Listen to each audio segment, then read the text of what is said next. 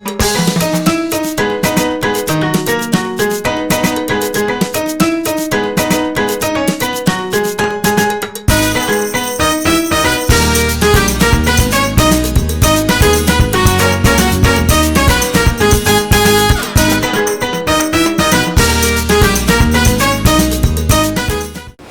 everybody, I'm Carmela Ramirez and welcome to Arizona Barrio Stories into Latino USA TV. This is Mas con Carmela and I am privileged to be able to interview many of our historical artists here in Phoenix, Arizona.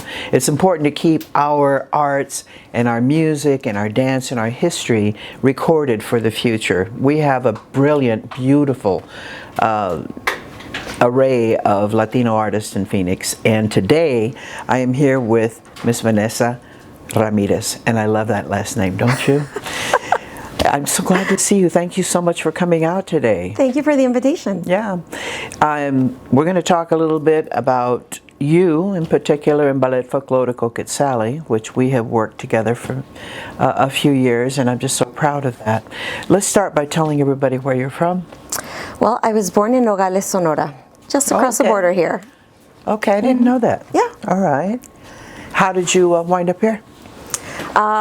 So my parents left Sonora to go to California, and then I believe I was about to start high school when my parents said, okay, we got to get you out of LA and let's take you down to Arizona to be closer to family.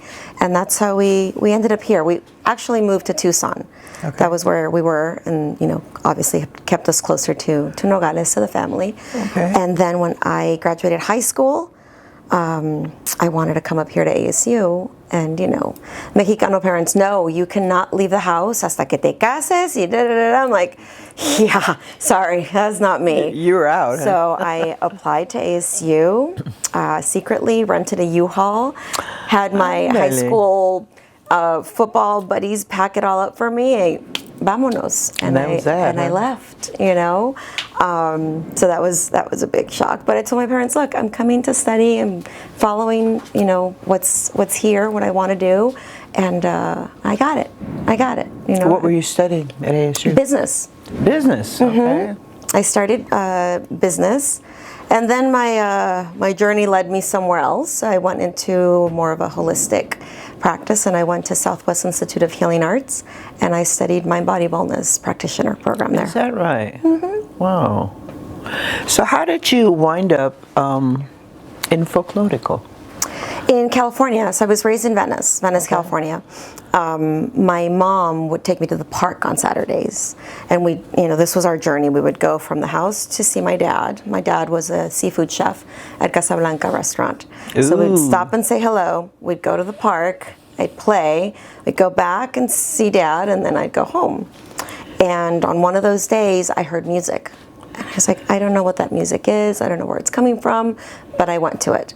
And it was at the old gym at Penmar Park in Venice. And I just remember walking in, and I just saw twirling skirts and the music, and I said, this is me. This is where this is it. This is where it all started. So it was all adults. And I sat there and watched and watched. So for weeks, right, we sat there, and Daniel Macias was the instructor, and he approached us one day, and he's like, so who are you?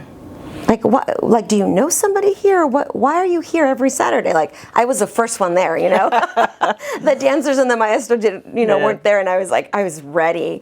And my mom said, well, la niña, le gusta. She just wants to watch. So, very, very flamboyantly and excited, he says, ¿Quieres bailar? Sí. Oh, párate. And I was like, okay. And so I'd been watching for a while.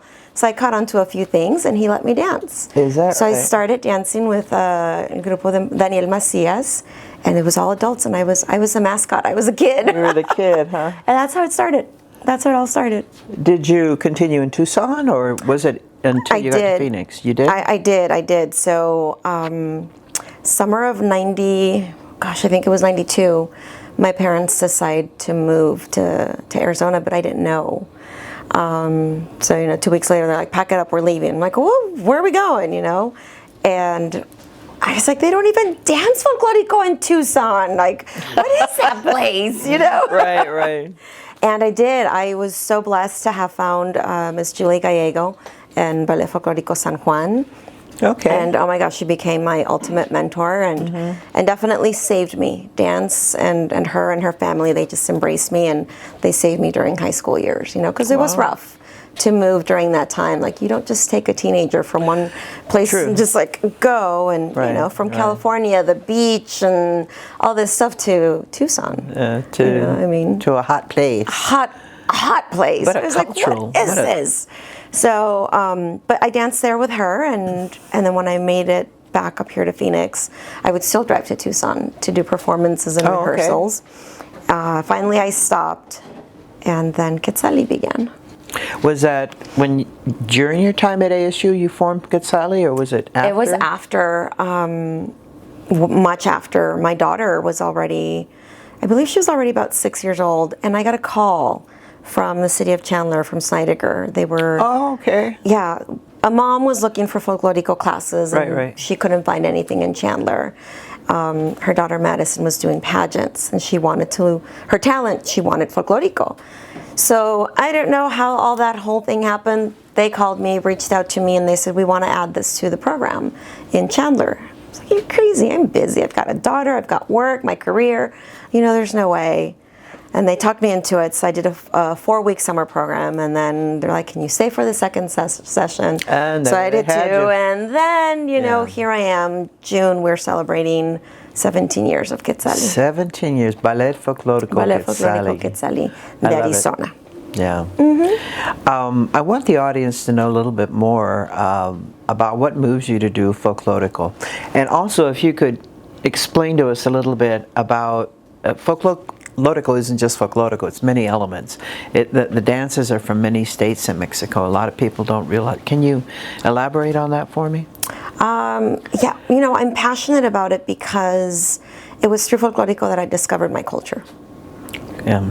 Obviously, yes, I was born in Mexico, in Sonora, and my parents, full Mexican, but when they moved to the States, to California, it was all about assimilating into this culture. And you have to belong, and you have to learn the language, and you have to be here. So I would go to Nogales, and ahí viene la gringa. I'm like, who's that? And then I'd come here, ay, la mexicana. What does that mean, right? I didn't understand. So through dance is how I learned about my culture and how beautiful, our culture is. So that's my ultimate goal, is to continue to share it and share it with the utmost respect and professionalism that it deserves, because I think oftentimes it gets lost. Yeah. That gets lost. And so that's my main focus when I teach the children, the adults, all my students, is we have to respect where we come from. Exactly. That this is a piece of art. This is part of somebody. This isn't just a shirt I'm buying off the rack and let's play around with, or I don't just wear it for Cinco de Mayo. It's part of who we are. Right. I don't distort it. I respect it. I respect the people who create this. And same as dances, I don't just randomly create something. I make sure that I know the elements, that if I'm going to change something in the dance, or if I'm going to do creative pieces like we've done, that I get the okay from the maestros that I've learned from. Like, this is a little bit out of the realm, but is it okay? Because I think it's important that we give it that respect. Yeah. So I think that's my approach to it. First and foremost is respect of the culture and the people, and have fun with it. Just to have fun and help the kids understand that we are part of something bigger. So your current Quetzali, are you working with adults and kids still? Yeah. So are you open for more students? Primarily right now, I'm working with my company class, who's the ones that we do all the shows with you guys. And these kiddos started with me when they were about 3 to 5 years old, and now they're graduating high school, oh my goodness, college, and that's a great feeling, isn't it? Oh my goodness, it has been so wonderful. This week have been graduations, so we've been going to all those, and it's just been such a beautiful journey with them. So I'm primarily right now working with the teens and an adult class, because I think it's important that we tell people that it's never too late to start something new. Yeah, absolutely. And so they have it's a good way to stay healthy, active, and then build community. And culturally, historically, they're learning something too. Yeah, and that's what it's about, you know. And Folklorico is telling the story of the people. Right. And I make it a point to do that at our performances, to tell people what they're going to see. Right. Because you get so caught up in the movement, in the color, in the music, but then people don't know. Right. You know, what are they seeing on stage? So I always make sure to give just a little piece of what state is it from, what is the dress representing, or what is the story we're telling on stage. There you go. You know, because I think that's important. Yeah. Sometimes we get so caught up in the only thing that we see is the charros, Jalisco, and Veracruz, because what's most known. And then I bring, you know, Chiapas, Carnaval, Coiteco, and people are like, where is that from? What is that? Exactly. So that's why I love working with you, because all the shows that we've done together, you bring everything in there, the culture, the spirituality, the dresses, the music. And to me that's important, because I'm a storyteller as well, you know, through the arts. So I love working with you. Thank you. And I'm looking forward to Latina Divinas, September 13th, everybody. Vanessa is bringing in Ballet Folklorico Quetzali. She'll be doing some dancing. Well, I don't know. Are you going to dance? Maybe? Maybe. Maybe? Okay.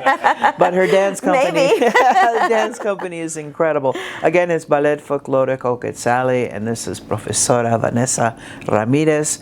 Remember that name, because she has a lot to do with our culture here in Phoenix. I hope you can get out to see some of their performances, and we'll make sure that we keep working together in the future. I really love it. Thank you so much for being with us today, Vanessa. Thank you. This was great. We'll see do you more. soon. All right. Everybody, thank you so much for tuning in. On behalf of Arizona Barrio Stories and Latino USA TV, I'm Carmela Ramirez. This is Más con Carmela, and we will see you very soon. And as Celia Cruz would say, azúcar.